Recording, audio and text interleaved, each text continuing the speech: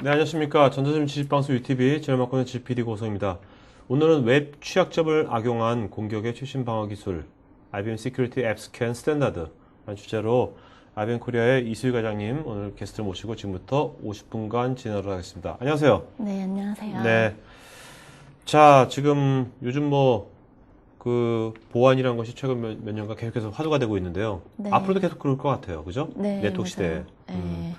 그러면 지금 이제 요새 이제 오늘 이제 웹 애플리케이션 보안이지 않습니까? 네, 그렇죠. 왜 게스님께서는 요즘 와서 왜 이렇게 웹 애플리케이션 보안 공격이 왜 이렇게 늘어나고 있는지 그거 좀 한번 보시는 관점 한번 말씀해 주시겠습니까? 네, 웹 어플리케이션은 사용자들이 점점 이제 다양화된 기기들과 그리고 다양화된 기술들을 이용해서 지금은 이제 점점 클라우드 시대에 맞춰서 가상화된 웹 환경, 네. 그리고 모바일을 통해서 웹에 접근하기도 하고요. 그리고 이제 그거에 맞춰서 이제 기업들도 점점 이제 소셜 비즈니스화 되어 가고 있고, 네. 이를 통해서 이제 사용하는 이제 어플리케이션들이 많이 생기기 때문에 그에 따라서 이제 웹 취약점을 이용해서 이제 공격을 할 수밖에 없는 환경에 놓여 있다고 보실 수 있을 것 같아요. 네. 네, 그래서 이제 뭐 모바일을 통해서 사실 이제 회사에서도 그냥 뭐 일하는 시간 도중에 그냥 제가 개인적으로 뭘 한다던가 이런 것들을 모바일 통해서 바로 접근을 하실 수가 있고, 이렇게 되면 이제 데이터들도 지속적으로 뭐 사진을 찍어서 바로 올린다거나 이런 모든 것들이 이제 뭐 사적인 시간과 공적인 시간도 구분되어 있지 않고, 그리고 뭐 장치랑 데이터를 이용해서 언제든 무엇을 할 수 있기 때문에 이제 웹 어플리케이션을 이용하는 게 항상 실시간적으로 네. 항상 이루어지고 있다고 볼 수 있어요. 네, 사실 이제, 지금 우리 방송 뷰어는 네. 이건 이제 웹이 아니고 네. 애플리케이션이지만 네, 이것도 제가 보기에는 뭐 한 몇 년 이내는 네. 지금 이 애플리케이션 다 없어져 버릴 거고 네. 이것도 완전 웹으로 다 할 거라고 보여요. 그죠? 네. 그 모든 것은 다 요즘은 다 웹이 다 모든 것이 다 돼버리는 것 같아요. 모든 것이 우리가 네, 접점이. 그렇죠. 자, 그러면 이제 여기 보면 이 IBM 보안 연구소에서 네. 나온 1년 동안에 이제 어떻게 보면 이 공격 어떤 보안 위반 사례를 한번 만든 것 같은데 이게 네, 어떤 의미를 가지려고 좀 얘기하시려고 이 장표를 이건 우선은 이제 2011년도 전반기만 보여주고 있는 자료기는 한데요. 네. 네, 저희 이제 IBM에 전 세계에 걸친 한 9개 정도의 보안 연구소에서 이제 보안 그 사례라던가 그런 그 사고가 일어났던 그런 것들과 영향도를 분석해서 네. 보여준 자료예요. 그래서 이제 보면 이제 여러 기업들이 보안 사고가 발생했고, 여기에 이제 공격 유형은 어떤 것들이 있었고, 이제 색깔별로 구분을 해서 보여주고 있어요. 네. 근데 이제 여기서 보시면 회색 빛깔로 보여지는 부분이 네. 사실은 이제 우리가 알고 있지 못한 그런 공격들이 점점 많아지고 있다는 것을 보실 수가 있고요. 네. 사실 여기 표시되어 있지 않은 2011년도 하반기에도 더 많은 회색 빛깔의 그런 공격들이 많아지고 있다고 거기 자료에서 보여주고 있어요. 네. 네. 자, 이렇게 어떤 원인이 불분명한 이런 네. 것들이 이렇게 엄청나게 많은데 지금 보면 그죠? 회색이. 네. 하반기에 더 많아졌다 그랬는데 그 이유가 뭐라고 생각하십니까? 우선은 웹 어플리케이션이 네. 이제 취약점을 가지고 있는 그런 어플리케이션도 많이 있고, 그리고 이제 사용자들이 이제 생각지 못하는 그런 뭐 장치라던가 이런 걸 통해서 접근할 수 있는 다양성이 높아지기 때문에, 네. 네, 거기에도 이제 사용하기 위한 어플리케이션이 많아지고, 그리고 이제 취약점 요소를 이제 계속해서 연구를 하고 해커들이 좀 더 쉽게 어떻게 공격을 해서 뭔가 개인적인 이득을 취한다거나 이런 보상적인 것을 받기 위해서 네네. 그런 해커들의 공격이 많아지고 있다고 보실 수가 있어요. 네네. 네. 이 해커들도 이제 유형이 예전처럼 뭔가 자기 만족이 아니라 네. 뭔가 이렇게 경제적인 이익이 구체적인 것을 좀 이렇게 집중하고 그것도 아주 되게 전략적으로 어프로치하는 경향이 있는 것 같은데. 네, 그 APT 공격이라고 많이 들어보셨죠? 이게 보면은 지능적이고 그리고 지속적으로 공격을 해서 네. 그런 해커들이 이제 뭐 진짜 자기 만족으로 끝나는 것이 아니라 뭐 경제적이든 그리고 사회적이든 뭐 이런 공격도 있다고 하더라고요. 그러니까 네. 뭐 어떻게 장기간에 걸쳐서 이제 해킹을 해서 어떤 웹사이트에 공격을 가했는데 이제 자기들이 원하는 모토, 그러니까 사회적 이슈를 네. 가지고 네. 이제 최종적으로는 그런 메시지를 띄워가지고 자기는 이제 그런 만족을 하고 뭐 이런 경우도 있고. 네. 예, 그건 그리고 아주 순수한 해커들이고 어떻게 순수한 보면. 해커들이고, 예. 그거 말고도 이제 정말 경제적으로 개인 정보 유출이라던가 네. 이런 것들을 많이 이용하는 해커들이 음. 예, 진짜 많아지고 있는 거죠. 네. 예. 여기서 보면 이게 여기 보면 이거를 4, 4분면으로 나누셨잖아요. 구분하셨잖아요. 네. 근데 여기 보면 2, 4분면에 보면 되게 이렇게 크게 동그라미도 커지고 네. 그랬는데 이건 뭘 의미하는 겁니까? 이게?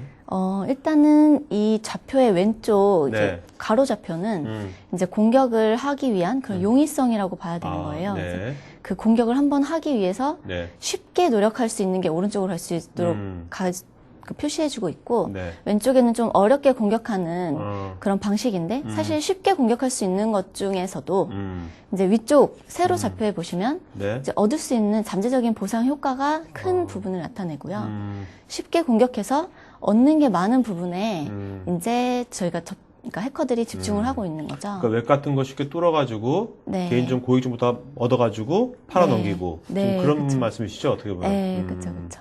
그러니까 어떻게 보면 이게 웹 애플리케이션들이 해커들 입장에서 봤을 때는 네. 아주 자연스럽게 거기에 몰릴 수 있는 네? 그런 어떤 구조적인 요소를 갖고 있는 거네요. 네, 그렇죠. 어플리케이션 접근해서 뭐 쉽게 다운로드를 받으니까 네. 네, 그로 인해서 정보를 유출한다거나 자, 그래서 이런 웹이 뚫렸을 때 네. 당연히 여러 가지 이제 그 해커들도 아까 같이 순수한 해커가 아니라 어떤 자기들의 어떤 이득, 어떤 재정적인 이득이라든지 그러면 그만큼 기업이 좀 피해가 클 텐데. 네, 그죠? 그렇죠. 이제 회사들의 경영진이라면 이제 다음과 같은 사항들을 고려해야 될 것 같고요. 그리고 이제 지금은 전에 나왔던 사례들이 있지만 네. 그거로 인해서 이제 회사들이 어떤 영향을 받았는지를 이제 몇 개 자료를 보여주고 있는 부분인데요. 이제 뭐 소니사 같은 경우는 뭐 작년에 개인정보 유출로 인해서 이제 뭐 그때 당시에만 피해를 받은 게 아니라 장기적으로 지속적으로 계속 한 10억 정도의 네. 예, 그런 비용이 계속 발생을 했다고 하더라고요. 그래서 좀 더 회사가 위태로운 예, 실정인 것 같고요. 네. 네, 그리고 이제 그로 인해서 얻는 뭐 브랜드 이미지가 실추가 된다거나 저기 이제 보이는 자료에 의하면 뭐 HSBC 같은 데도 이제 브랜드 이미지에 뭐 영향을 받을 수 있을 만한 그런 해킹 공격을 받았었고요. 네네. 그리고 이제 전체적으로 회사가 세계적으로 퍼져 있는 그런 데도 이제 그 한 곳에만 국한되는 것이 아니라 그 공급망 쪽에 이제 다양하게 돼가지고 그러니까 전염이 되는 거군요. 네, 전염이 되는 효과를 받았고요. 네. 그리고 뭐 집단 소송 같은 거를 해서 음. 법적 관계에 놓여 있는 회사들도 있는 거고요. 네. 자, 뭐 경영자들은 이런 말 할 수 있을 것 같아요. 아이들 잘 모르시는 분들은. 야, 웹 애플리케이션 그거 잘 짜면 될 거 아니야? 그거 왜 잘못 짜가지고 개발해서 이렇게 되는 거야? 잘 짜. 이렇게 말할 수 있잖아요. 네, 근데 어떻습니까? 뭐, 게스트님도 개발자 생활 해보셨죠? 네, 네. 해봤습니다. 그 웹을 개발할 때 특히 네. 우리나라에서 뭔가 이런 것이 이런 취약점을 뭐 나중에 노출할 수 있는 어떤 그런 구조적인 뭔가 이슈라든지 문제가 있는 건지 개발할 때 그거 좀 말씀 좀 해주시죠.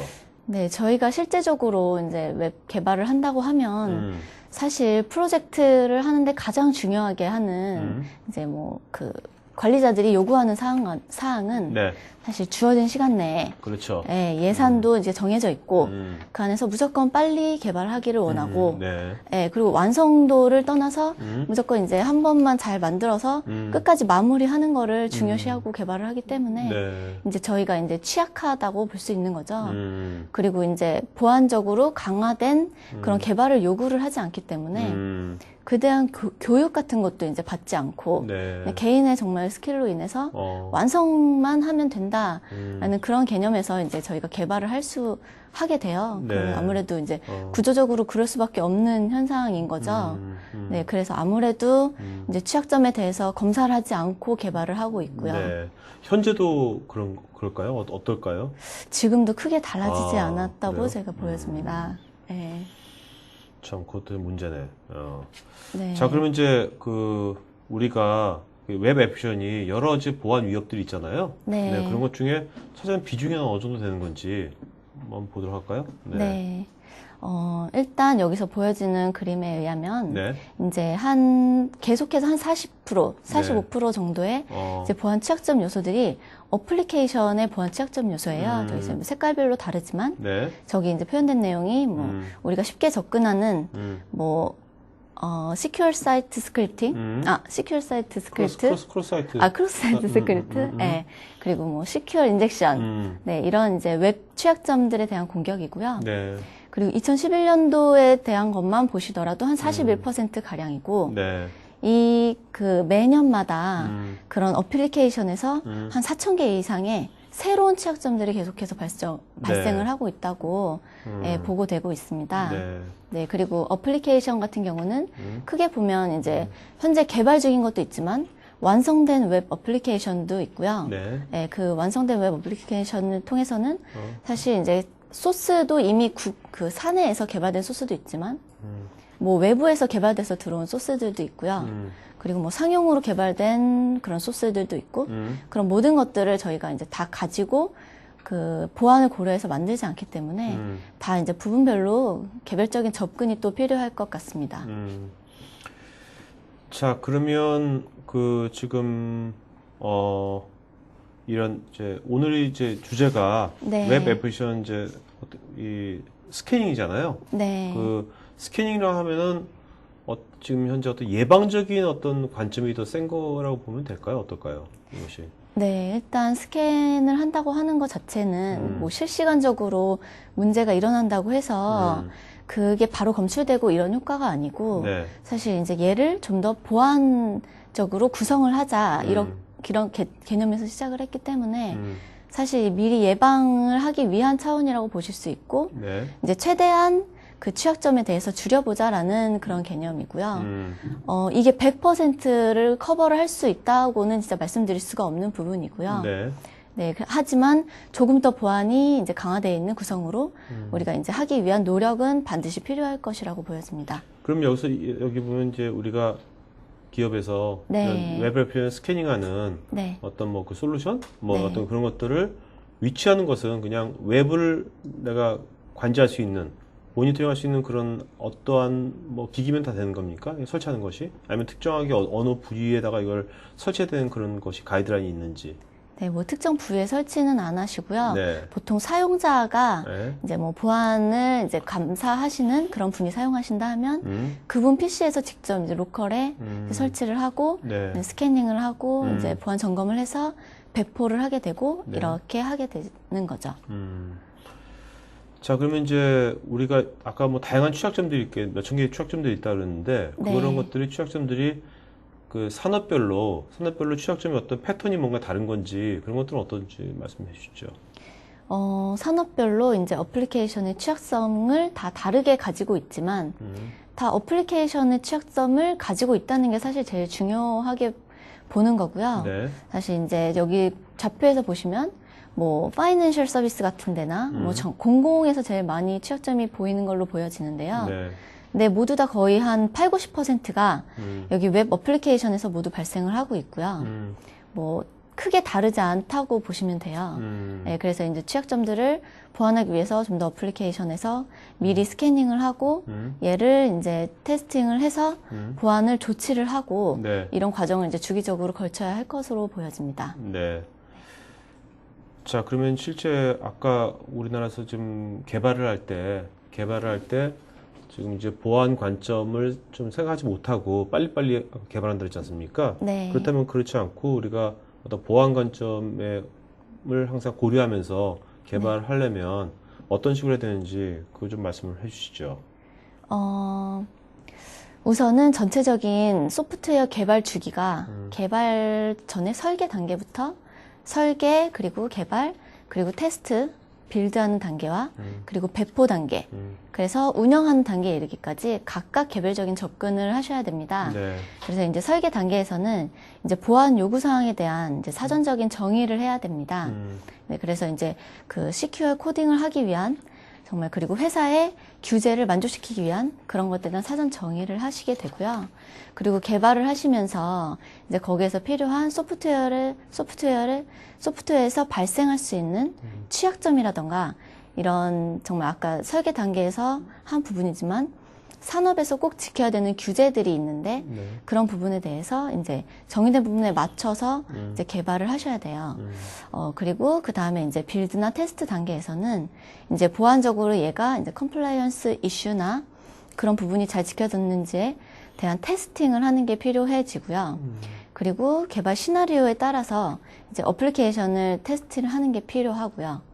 그 다음에 이제 배포를 하는 단계에 있어서는 이제 인프라 구성이라던가 네. 이런 부분에 대해서도 테스팅을 하는 게 필요하고요.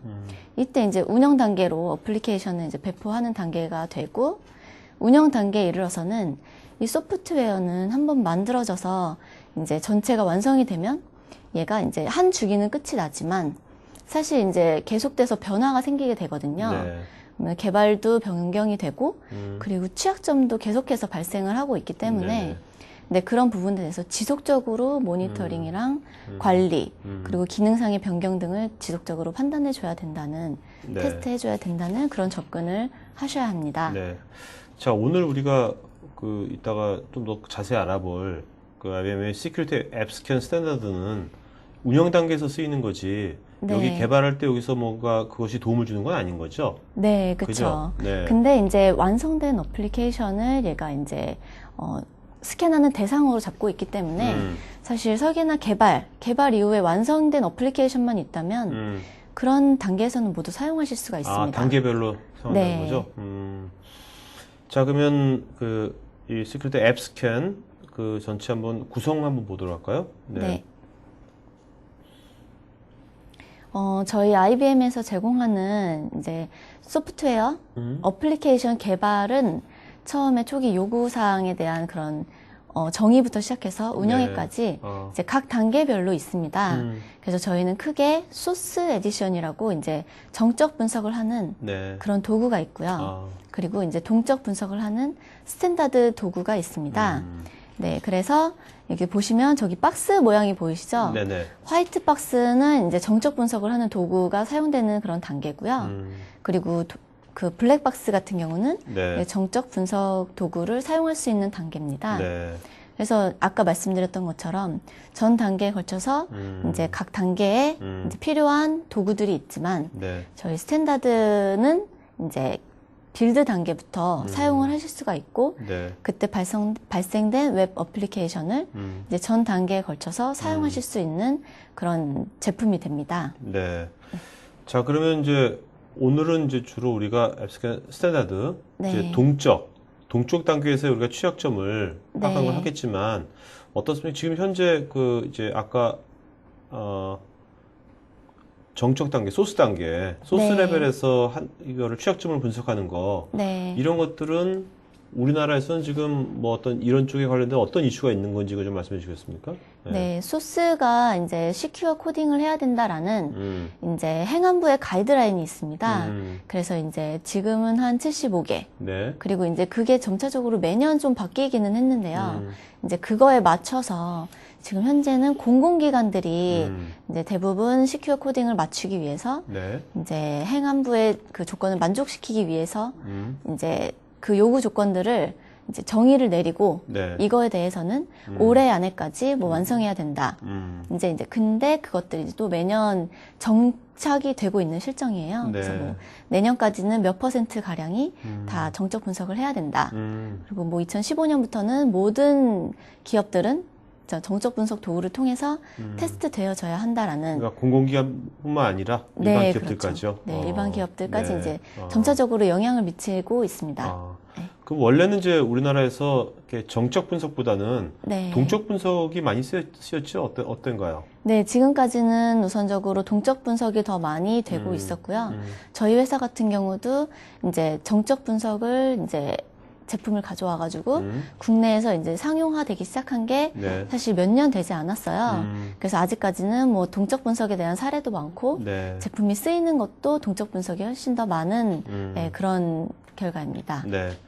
자, 그러면 이제 이 시청자도 이해를 돕기 위해서 우리가 정적 분석하고 네. 동적 분석을 했을 때 네. 거기서 발견된 어떤 취약점도 다를 거 아니에요? 그죠? 네, 그쵸. 어떤 것들이 있는지 좀 보도록 알려주시죠. 네. 네, 우선 이 좌표에서 중간에 겹쳐진 부분을 보시면 네. 이 부분은 정적이면서도 음. 동적 부분, 양쪽에서 다 발생될 수 있는 그런 취약점 요소고요. 네. 그리고 이제 그 안에서 발견될 수 있는 부분에 이제 보시면 저 오른쪽 밑에 secure injection, 네. 크로스-사이트 스크립팅, 음. 그리고 뭐 여러 가지 거기에 정의된 그런 기본적인 취약점들이 있고요. 네. 저희가 이제 동적 분석을 사용하게 된다면 이제 그 정의된 저런 취약점들 외에도 환경 설정 오류라던가 예, 그리고 시스템에 뭐 설치되어 있는 멀웨어 네. 그런 악성 코드라던가 이런 것들을 감지할 수 있고요.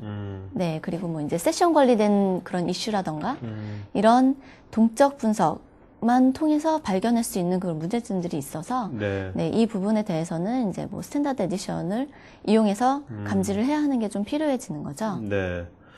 자, 그러면 뭐 오늘 여기 있는 계신 분들은 사실 정적 분석, 동적 분석 어느 정도 알고 있겠지만 그래도 네. 오늘 이거 처음 들어보시는 분들 그래서 네. 그걸 간단하게 한번 비교를 한번 해주시죠. 네. 다시 한번 이 자료를 보시면 이제 정적 분석과 동적 분석의 이제 스캔 대상을 보실 수가 있습니다. 네. 그래서 정적 분석은 이제 소스를 분석해서 좀 더 이제 소스 레벨의 그런 분석을 하실 수 있는 네. 그런 도구이고요. 그리고 다이나믹 이 동적 분석 같은 경우는 완성된 웹 어플리케이션에 URL만 입력하시고 로그인만 하실 수 있다면 네. 그런 쪽에서 이제 그 해커와 같은 그런 공격을 직접 함으로 인해서 그런 그 테스트를 하게 되고 그럼 동적 분석할 때는 시스템이 이 솔루션이 네. 그런 것을 자동적으로 자기가 시뮬레이션 해보는 겁니까? 아까 네. 로그인하는 정보가 딱 주게 되면은 네, 저희가 입력하는 정보는 네. 단순히 이제 시작하는 URL 정보가 되고요. 네. 거기서 이제 초기에 로그인하는 정보는 한번 기록을 해줘야 돼요. 그래서 이런 세션이 있어야지 이제 전체적인 웹 애플리케이션을 네. 다 탐지할 수 있기 때문에 그 정도의 정보를 가지고 해커와 같이 네. 이제 공격을 하는 등과 같은 그런 같은 역할을 하게 됩니다. 네. 자, 이 정적 분석은 소스 코드를 어떤 형태로 이것을 뭔가 이렇게 분석을 하게 되는 겁니까? 소스를 시스템이. 각 레벨을 소스. 이제 보면서 소스에 이제 처음부터 끝까지 쭉 얘를 스캔을 하는 거죠. 네. 그래서 이제 정의가 되어 있는 그런 산스라던가 그런 OWASP에서 이제 취약점에 대해서 아까도 말씀드렸지만 뭐 시큐어 인젝션 그런 거에 대한 정의를 가지고 있어요. 네네. 그래서 전체적으로 봐서 이제 여기에 이제 취약점을 가지고 있는 소스의 뭐 함수라던가 그런 것들을 발견하고 어떤 패턴에 대해서 여기 보시면 두 번째 스캐닝 기술 요소라고 표현이 되어 있는데요. 이제 변형된 분석 그리고 패턴 매칭 어떤 특정 패턴을 가지고 접근하기 때문에 그런 것들을 기술 요소를 가지고 접근을 하게 되는 거죠. 그러니까 소스에서 어떤 패턴이 좀 이상하다면 그것을 이제 그렇죠. 그 그런 감지하는 것들이 거군요. 기존에 정의가 되어 있기 때문에 네.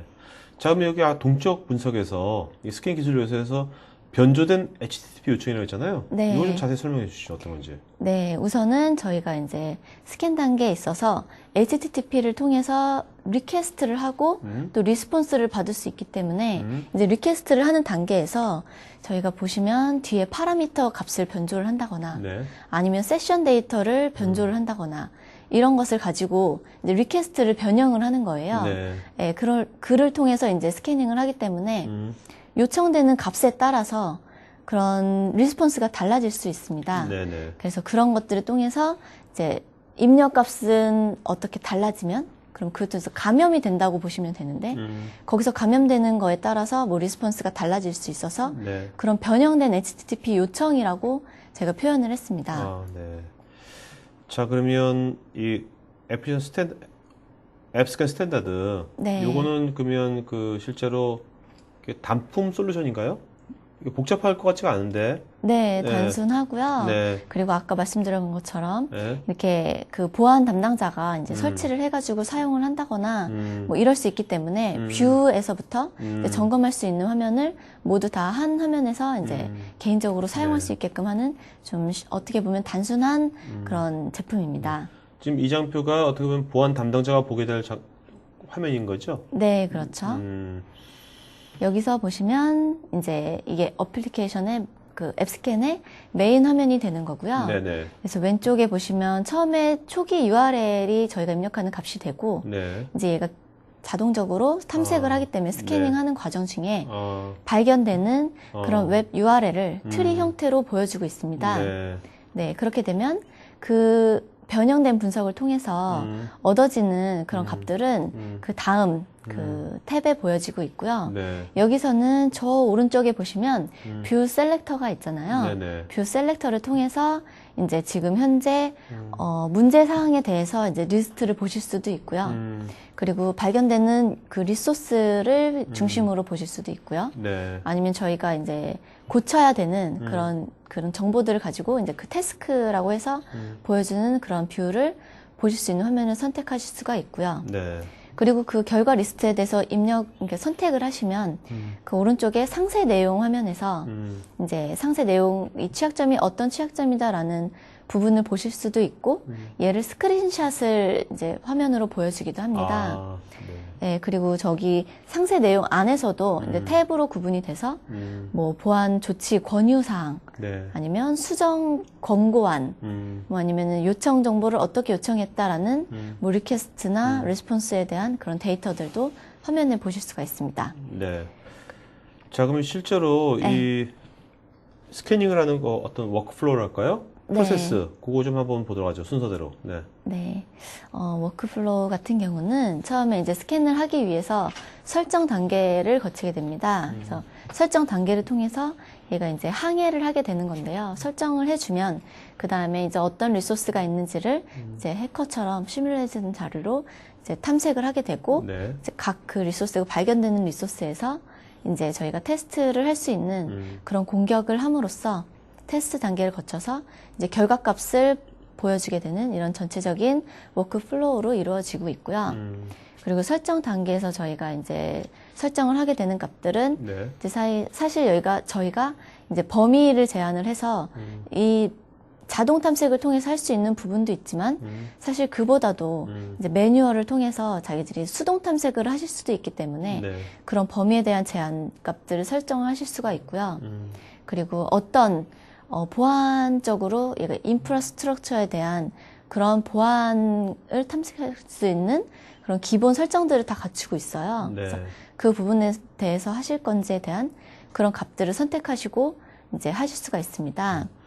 자, 근데 저 궁금한 게 이게 네. 웹 애플리케이션을 이걸 다이내믹하게 동적 분석하려면 네. 이것도 뭐 작은 기업이라면 그것만 끝나겠지만 네. 일반적인 뭐 중견기업 이상 또 그 포털이라든지 이런 데 엄청나게 그것도 복잡할 거 아닙니까? 네. 이런 것들을 할 때 스캐닝 하는데 물론 그 웹의 서비스 웹의 사이즈에 따라 다르겠지만 보통 시간이 얼마나 걸리나요? 일반적으로는 뭐 이제 짧은 시간 뭐 한두 시간 내외에 끝나실 수도 있겠지만 진짜 이게 좀 천차만별이라고 말씀드릴 수 있는 게 그 사이트마다 소스의 양이나 이런 거에 따라서 많이 달라지기 때문에 네. 이제 뭐 어떤 사이트 같은 경우는 뭐 일주일 정도가 걸리는 경우도 있고요. 네. 네, 정말 되게 다양한 결과로 네, 시간이 소요되고 있습니다. 자, 일주일이 걸리더라도 네. 이게 어떻게 보면 웹이란 것은 서비스 웹이란 거는 요즘 이제 24시간 그죠? 네. 24시간 매일 서비스가 되고 있지 않습니까? 네, 그렇죠. 그러면 그런 것들이 막 한창 막 되고 있는데 그때 스캔을 해버리면 그 시스템에 오버헤드도 줄 것 같은데 그럴 때 어떻게 하는 건지.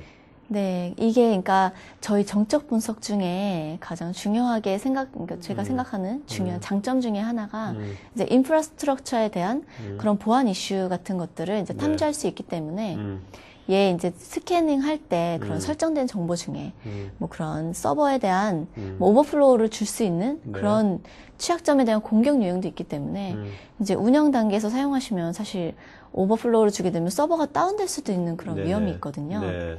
그렇게 되면은 이제 운영 중인 시스템 같은 경우에는 당연히 문제가 생길 수밖에 없는 거고 그렇기 때문에 저희가 이제 가능한 한 그 서버에 대한 이용량이 적은 시간에 하시는 걸로 권유를 드리고요. 네네. 그렇기 때문에 뭐 새벽에 예약 설정을 통해서 이 시스템에 대한 스캔을 하신다거나 네. 이런 자료를 만들 수도 있고요. 그리고 가장 좋은 방법은 사실 개발 서버 같은 경우를 이제 좋은 환경, 그러니까 운영 환경과 거의 일치된 환경으로 만드시고 그 환경에서 테스트를 하는 게 아, 네, 가장 좋다고 네. 봅니다. 그럼 뭐, 만약에 이제 어떤 DR 센터 같은 것이 네. 먼저 돼 있다면, 그죠? 네. DR 센터에다가 이거를 그대로 이제 개발해가지고, 네. 거기서 이렇게 스캐닝을 하는 것도 괜찮겠네요. 네, 그게 아주 좋은 예, 결과를 더 보여줄 수 있을 것 DR 센터가 같고요. 있다면. 네. 그렇죠? 네. 네. 자, 그러면 이제 이 앱스캔 스탠다드의 몇 개 특징, 네. 중요한 것 특징 몇 가지만 좀 말씀해 주시죠. 저희 앱스캔 스탠다드는 이제, 정적 분석도 가능한 자료지만, 네. 저희는 이제 OWASP에 정의되어 있는, 사전 정의되어 있는 취약점 요소, 그리고 이런 취약점 요소를 위해서 뭐 어떤 것들을 검증해야 된다는 저희가 한 1000개 이상의 그런 정보들을 검출하고 있는 그런 좋은 기능을 가지고 있습니다. 네. 네, 그리고 지금은 사실 저희가 이제 기존의 웹 어플리케이션 개발을 떠나서 이제 리치 인터넷 어플리케이션이라고 해서 네네.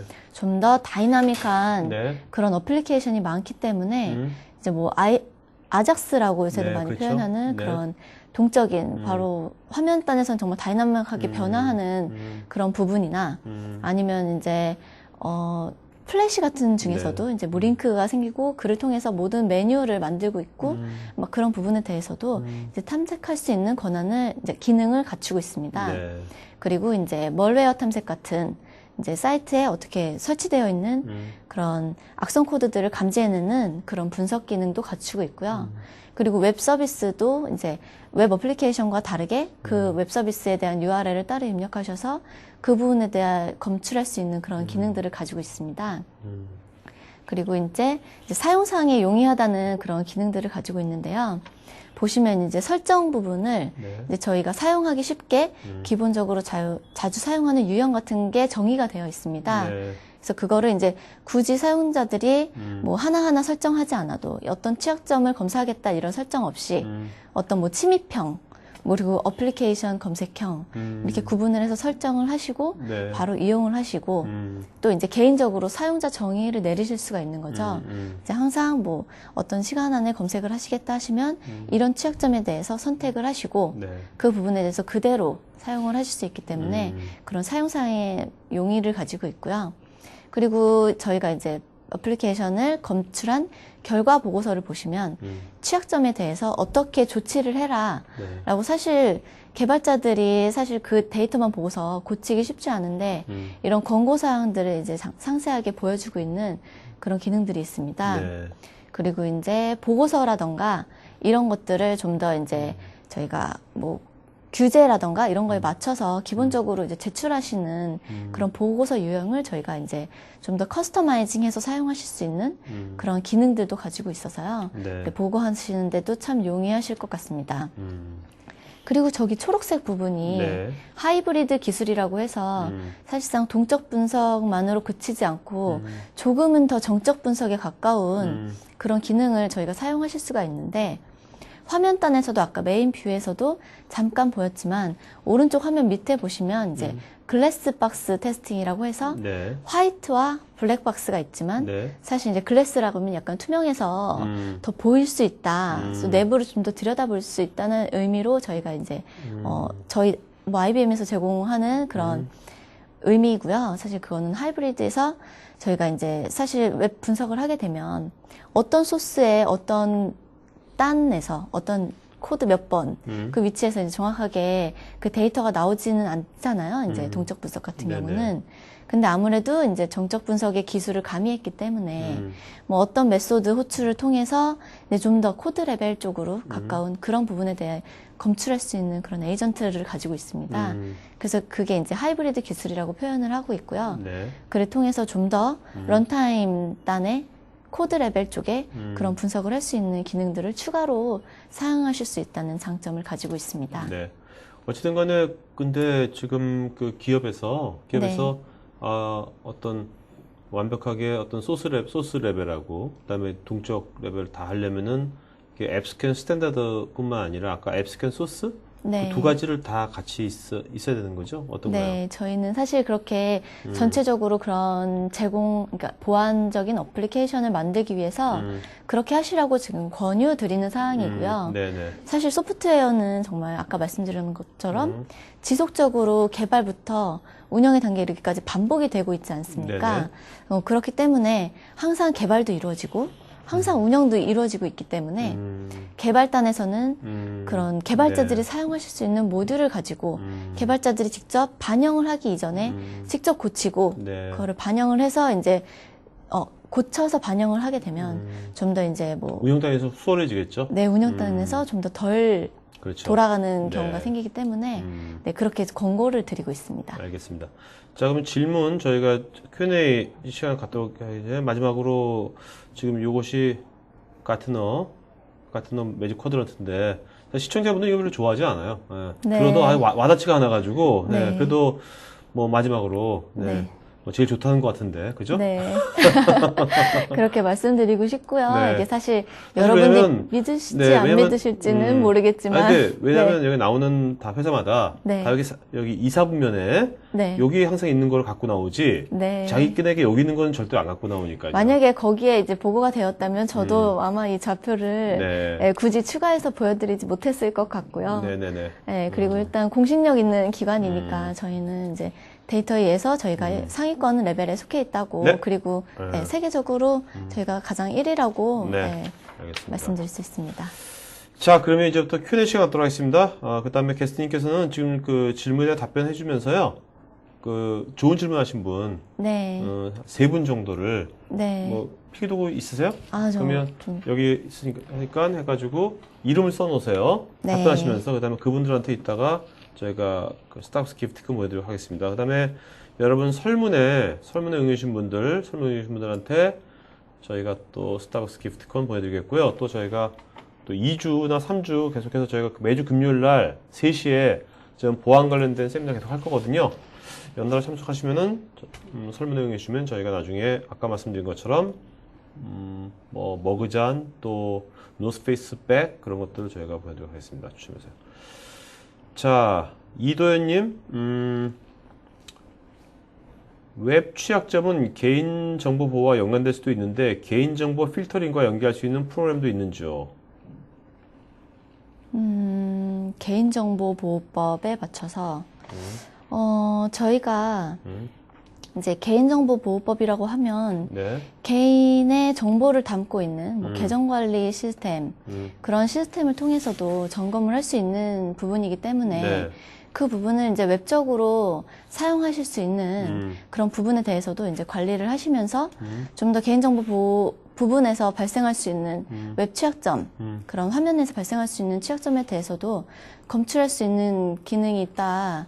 그렇게 말씀드리고 싶고요. 네네. 그렇게 되면은 아무래도 연관이 돼가지고 이제 좀 더 개인정보 보호에 도움이 되지 않을까. 네. 저희 앱스캔으로 그런 도움을 드릴 수 있을 것 같습니다. 자, 이수연님 이메일 어드레스 되죠? 이메일 어드레스. 본인이 이메일 어드레스. 아, 제 이메일 어드레스요? 네. 네, SUHLEE요. SUHLEE. 그 다음에 KR.IBM.com 맞죠? 네, 맞습니다. 네.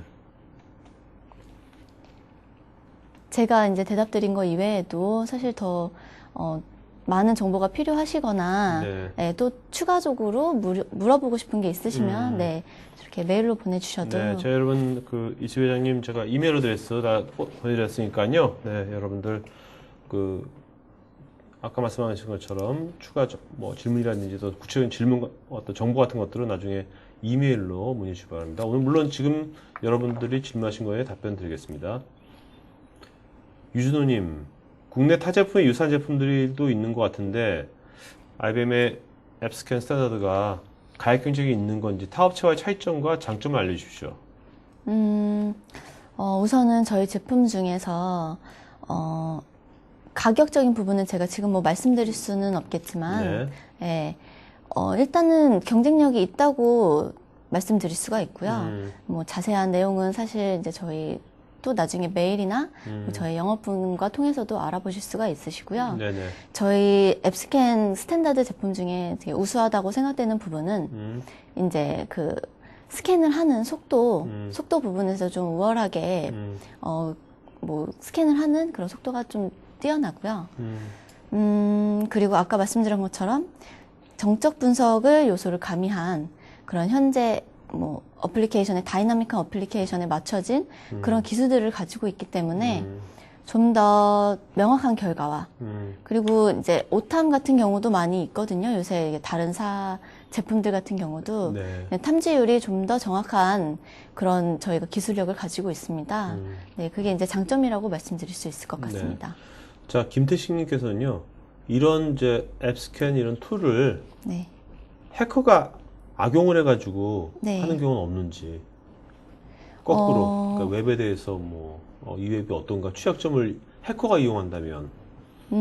우선은 저희가 이제 라이센스를 가지고 이용할 수 있는 부분이고, 네. 근데 저희가 공개적으로 사용할 수 있는 툴은 네. 공개되고 있지 않기 때문에, 라이센스도 사실 테스트용 자체도 이게 저희가 배포가 안 되고, 그것도 이제 특정 기관에 회사에 이제 저희가 제공을 해드리는 부분이거든요. 네, 그렇기 때문에 이용을 하시기가 좀 어렵지 않을까. 네. 네, 저는 생각이 됩니다. 그러니까 그래서 제가 네. 회사 같이 뭐 하나 차렸어요. 네. 그래서 뭔가 필요하니까 산다 그러면 네. 일단 팔 거 아닙니까? 네. 그거 갖고 그쵸? 다른 웹도 우리 회사만 아니고 다른 회사 웹을 이걸로 다 취약점을 다 분석할 수 있는 겁니까?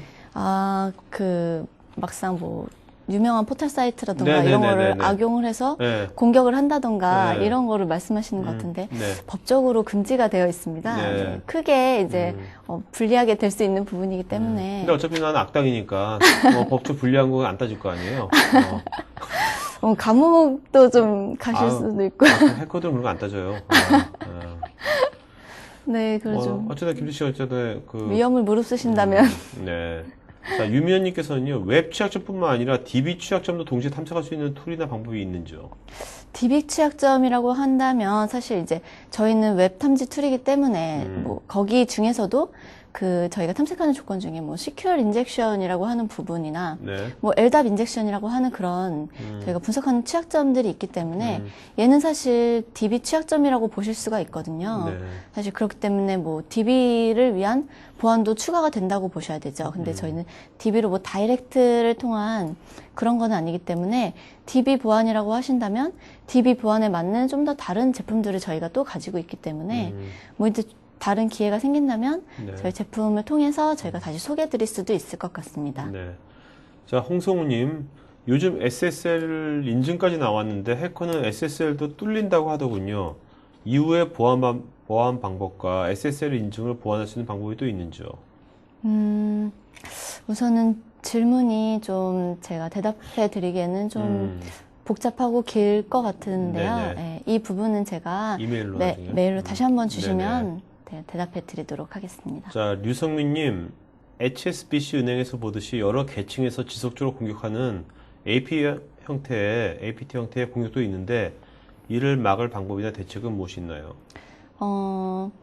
우선은 이제 APT 공격이라고 한다면 지속적으로 공격하고 기존에 사용하던 방법과 동일한 유형으로 이제 공격을 하기 때문에 사실 감지되기가 쉽지 않습니다. 네. 그래서 제가 볼 때는 웹 어플리케이션도 이런 공격을 막기 위해서 이제 최소한의 이제 노력을 기울이겠지만 사실은 APT 공격이라고 한다면 더 큰 이제 메커니즘 사이에서 저희가 바라봐야 되는 네. 부분인 것 같고요. 네. 그리고 저런 공격을 위해서 좀 저희가 이제 IBM의 보안이라고 한다면 네. 사실 인프라부터 저희가 뭐 데이터 그리고 어플리케이션 뭐 이런 각종 구성 환경에 맞춰서 이런 제품들을 가지고 있고요. 차주에 방송하게 되는 제품들 같은 경우도 사실 이제 APT를 위한 좀 네. 더 보안을 위한 좀 그런 걸 제시해 드리고 있거든요. 알겠습니다. 네, 그걸 이용해 보시면 좋으실 것 같습니다. 자, 류승민님 다음 주에 APT 관련해가지고 좀 더 자세하게 할 테니까 그때 한번 들어오시면 되겠네요. 황상원님, 웹쉘과 같은 파일이 업로드되는 취약점도 검출이 되는지요? 업로드도 이제 사실 모든 웹에서 발생할 수 있는 것들은 해커와 같은 역할로 이제 공격과 그리고 리스폰스를 통해서 이제 검출을 하기 때문에 네, 그런 부분에 대해서도 감지가 된다고 볼 수 네. 있습니다. 김정진님, 앱스캔의 오탐률은 어느 정도인지요? 오탑률이 높다고 이제 할 수는 있는데 저희가 이제 정확한 수치는 그에 대해선 사실 100% 보장할 수 있는 부분은 아니기 때문에 네. 오탑률이 저희는 적다고 그냥 그렇게 말씀을 드릴 수가 있을 것 같아요. 정확한 수치로는 좀 말씀드리기가 어려울 것 같아요. 자, 류저님, OWASP, WASC 외에 실시간 웹상의 취약점을 받아볼 수 있는 업데이트 정보는 또 없는지요? 저희가 이제, 그러니까 앱스캔 스탠다드 특징 중에 초기에 시작하실 때 저희 뭐 여러 번 말씀드렸지만 엑스포스 연구소라고 지속적으로 저희 뭐 보안에 대해서 연구를 하고 그에 대해서 조사를 하는 그런 팀이 구성이 돼서 지속적으로 저희가 업데이트가 되고 있습니다. 그래서 저희 보안 전체적인 메커니즘에 맞춰서 각 단계에 대해서 발생하는 그런 취약점 요소에 대해서 거기서 취합을 하고 배포를 하고 있습니다. 그래서 저희가 시작하실 때 이제 뭐 툴이 시작할 때 그거에 대해서 바로 업데이트를 받으실 수가 있는데요. 그렇게 되면 이제 정의되어 있는, 사전 정의되어 있는 저 OWASP나 그런 부분은 기본적으로 가지고 있지만 사실상 매번 시작할 때마다 저희 보안연구소를 통해서 그런 취약점 요소가 업데이트가 되고 발견이 되고 검출하는 데 도움을 줄 수 있기 때문에 네, 그런 지식연구소에서 계속적으로 업데이트가 되고 있다고 보시면 됩니다. 네. 자, 유정우님, 다운로드 취약점과 업로드 취약점 테스트도 가능한지요? 질문을 많이 하셨는데 이분께서. 네, 그래요. 첫 번째 질문부터 먼저. 다운로드 취약점과 다운로드 취약점과 업로드 취약점 테스트도 가능한지. 우선은 이 부분은 제가 메일로 한번 말씀드려야 될 것 같아요. 질문들이 너무 많아가지고요. 지금 5개 하셨는데 이건 메일로 보내셔야 돼요. 이거 다 하실 수 없고요. 이 중에서 하나 정도만 하신다면 어떤 거? 네. 우선 바로 딱 보이는 게 보고서는 어떤 형태의 그래프로 산출되는지라고 물어보셨는데요. 저희가 보면은 이제 취약점 요소에 대해서도 사실 상중하 레벨이라고 해가지고 그런 부분들에 대해서 이제 웹 취약점 특정 취약점에 대해서 발견되는 것을 뭐 상이라는 그런 것들을 구분을 해놓고 있어요. 그래서 그런 부분에 대해서 이제 그래프상으로는 상에서 몇 건, 그래서 중에서 몇 건, 하에서 몇 건 이런 그래프로도 보여지고 있고요. 그리고 각 요소에 대한 그런 설명이라던가 권고사항을 이제 같이 뽑아주는 개발자를 위한 보고서도 작성을 하실 수가 있고요. 그리고 이제 저희가 보안 감사나 이런 뭐 그 위에 그 제출을 하기 위한 그런 부분도 많이 필요하잖아요. 그렇기 때문에 거기에 있는 산업 규제라던가 저희가 가지고 있는 한 40여 개의 기본 제공해 드리는 자료가 있어요. 그 템플릿에 맞춰서 그런 거를 제출하실 수 있는 것도 가지고 있습니다. 그리고 가장 좋은 거는 사실 이제 기업의 환경에 맞춰서 커스터마이징해서 어떤 데이터를 뽑을 수 있게끔 저희가 도큐멘트에다가 만들어서 그거를 이제 사용을 하실 수가 있는데 아마 처음에 이제 사용을 하시면 그걸로 작성을 하셔서 지속적으로 사용하시는 게 가장 좋을 것 같습니다. 자, 유정우님 다른 질문들은 이메일로 해주시 바라고요. 다른 분들도 답변을 해줘야 되니까요, 저희가. 이종필님, 앱 스캔의 경우 시스템 부하에 어느 정도 영향을 주고 CPU나 메모리 중에 어느 쪽에 더 영향을 주게 되는지요? 우선은 정해진 만큼의 메모리를 사용할 수 있기 때문에 메모리는 지정을 이제 처음에 설정 단계에서 얼만큼을 사용하실 수 있다라고 이제 하실 수가 있습니다. 그렇기 때문에 그거는 특정 메모리가 뭐 오버플로우 된다거나 뭐 이러지는 않을 것 같고요. 시스템에 따라서 그 부하를 줄 수 있는 거를 측정하는 부분을 설정을 하실 수가 있잖아요. 그래서 침입형으로 공격을 하게 되면 좀 CPU나 그리고 웹서버에 큰 부하를 주는 거를 공격을 통해서 하시는 거죠. 그렇기 때문에 이제 서버가 다운될 수도 있어서 서버에 부하를 주는 부분이랑 개인적인 PC를 부하를 주는 부분이랑 이게 좀 약간 구분이 필요할 것 같은데 제가 지금 말씀드리는 부분은 이제 해당 서버에 영향을 주는 부분을 말씀드린 거고요. 또 추가로 필요하시면 메일로 서버에 영향을 주는 게 그 어떤 어떤 그 테스트 유형에 따라 달라지는 거겠네요. 그렇죠? 네, 그렇죠. 하준영님, 보통 소스코드 진단 솔루션은 기업에서 형상 관리하는 부서에서 관리하는데요. 저는 보안 쪽에서 근무하는 사람인데 어디서 관리를 해야 하는 게 맞는 건가요? 두 부분에서 다 보안에 대해서는 모두 사용을 하시는 게 맞고요. 형상관리 부서에서는 이제 완성된 웹 어플리케이션을 가지고 테스트할 수 있는 그런 동적 보안 부분에 대해서는 그렇게 사용을 하실 수가 있고요. 그리고 이제 소스 에디션이라고 제가 정적 분석이라고 말씀드렸던 부분이 있는데요. 그 부분은 이제 좀 더 형상관리에 자동화를 해서 거기서 이제 배포를 하기 이전에 한번 자동화 스캔을 통해서 형상관리 적용이 되기 때문에 이제 각별로 이제 다르게 사용하시는 게 가장 맞을 것 같습니다. 네. 자, 그 다음에 배준수님, 어떤 종류의 HTTP 리퀘스트 변조를 해주시는지요?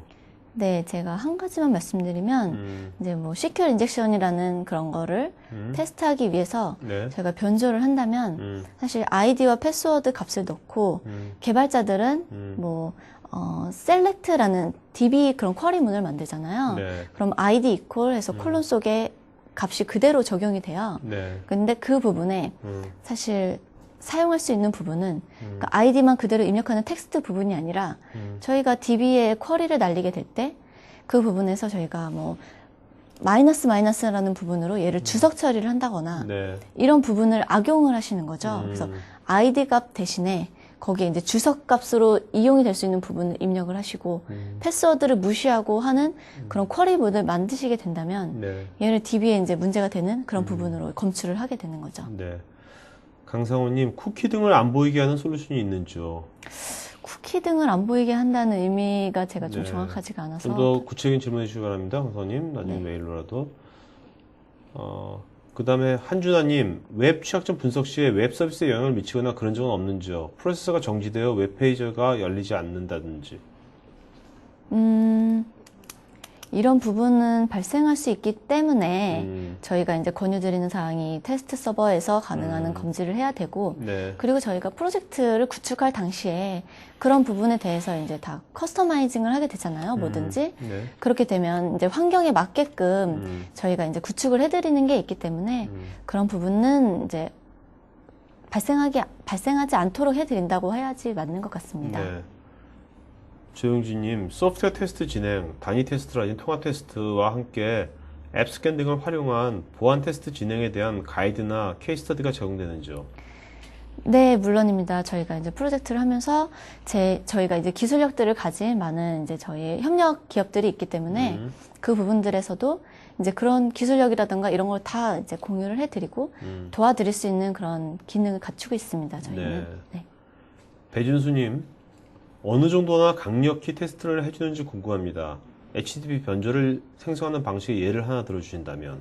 네, 이게 아까 제가 말씀드린 뭐 시큐어 인젝션으로 생각하셔도 될 것 같습니다. 박하영님, 웹 애플리케이션은 공격과 정상적인 트래픽 사이의 차이를 구분하기 어려워 디도스 공격에 취약할 가능성이 높은데 이에 대한 대처 방안은 무엇인지요? 저희가 이제 제가 질문을 정확하게 파악한 건지는 잘 모르겠는데요. 네.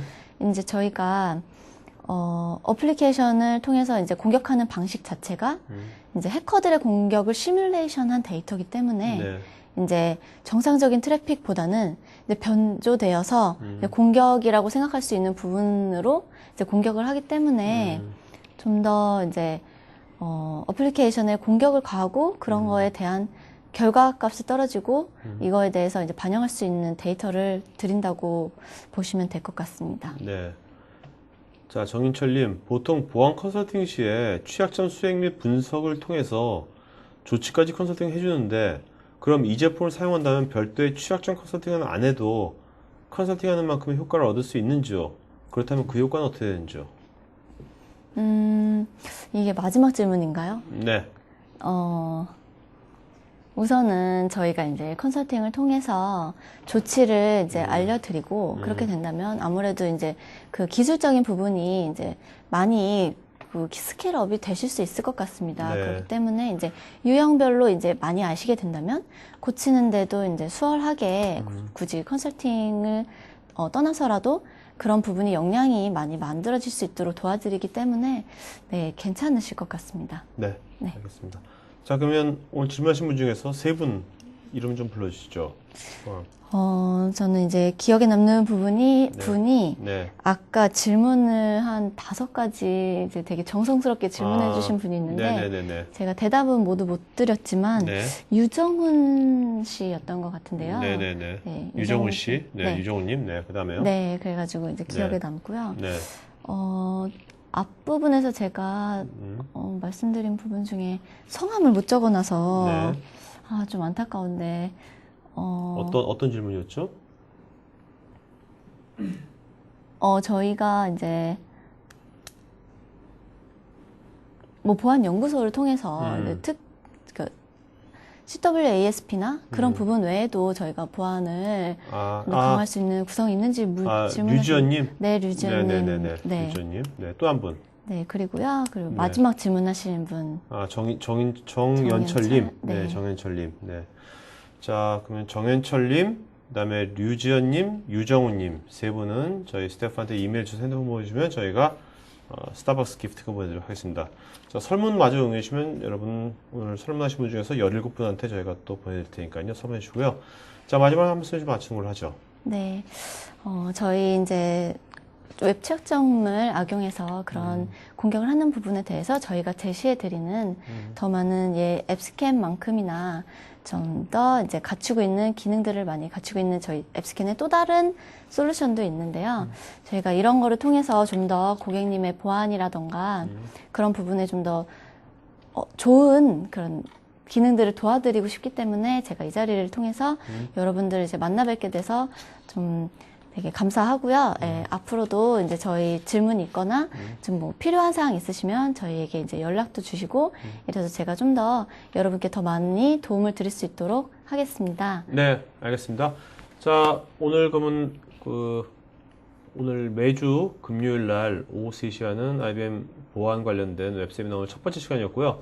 자, 다음 주 금요일 날 이 시간 오후 3시 또 계속해서 보안 관련된 시리즈가 있으니까요. 오늘 관심 있는 분들은 계속해서 참여해 주시면 고맙겠습니다. 자, 이걸로 마친 거 하고요. 여러분 좋은 주말 보내시기 바랍니다. 고맙습니다. 네, 수고하셨습니다. 네.